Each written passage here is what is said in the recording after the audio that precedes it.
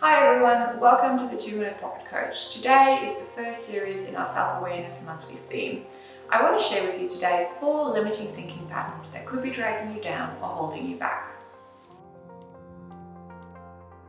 Now, this is when we tend to think of people and situations and we place them in either or categories. For instance, someone can either be trusted or they can't. A night out is either the best night out or the worst night out. You're not really allowing for any complexity and life unfolds in various shades of grey. So how do we challenge this? The first step is to acknowledge when it's actually happening. You might catch yourself thinking, I need to nail this presentation or I will embarrass myself. The next thing you can do is to introduce a new scenario between your either or. For example, I really enjoy doing presentations. I'm just going to go out there and have fun with this. You can take it a step further by introducing a few more scenarios to your either or. For example, I've prepared really well for this presentation. I know what I'm talking about. I'm going to go out there and do my best and let that be enough. When you're introducing more scenarios to your either or, you're taking proactive steps to challenge your thinking and break the cycle. This is when we tend to automatically dismiss or disqualify any positive statements because they don't count for some reason or another. For example, your boss pays you a compliment in front of your colleagues, someone comes and speaks to you about it afterwards, and you say they simply had to do that because you were standing right in front of the crowd and they couldn't avoid you.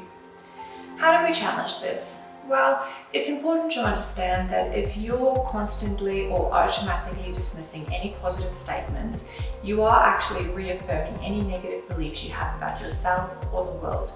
So if you find it really hard to accept praise, just offer a simple thank you the next time as your response. And then after a while, start to think about what your world would look like if you believe those statements to be true.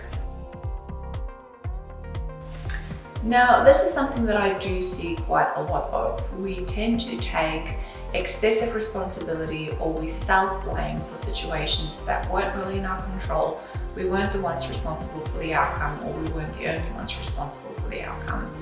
An example of this is you call a meeting and you ask everyone that's attending the meeting to read something to prepare for discussion.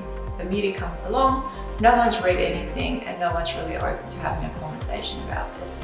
You self-blame or take excessive responsibility by saying something along the lines of, you should have known that things were really busy at the moment and you should have rescheduled the meeting. It's actually your fault. So how do we challenge this? Excessive responsibility actually stems from a deep desire within all of us to be seen as responsible and effective. But it can leave you with feelings of frustration and anger. So the next time you find yourself quick to take responsibility for something that's not in your control, take a moment to notice how you may have actually contributed to the problem.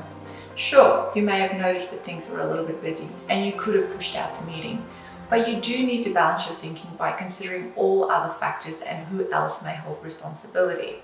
Someone could have actually reached out to you to say that things are a bit busy at the moment and it's best to have this discussion when things are a little bit more quiet. Can we push out the meeting? Now, this is when your internal dialogue is filled with words such as should and must. An example is your team leader asks you to complete reporting by Monday and you think to yourself, I must complete this by Friday or it won't look very good. So how do we challenge this? Using words such as should and must really sting, and they leave you feeling like you have very high expectations with very few options. You need to change the language you use in self-talk. Sure, should and must can sometimes inspire some urgency when it's necessary, but it also takes away control. So the next time you spot a should or a must, take back the control and replace those words with I choose to or I decide to.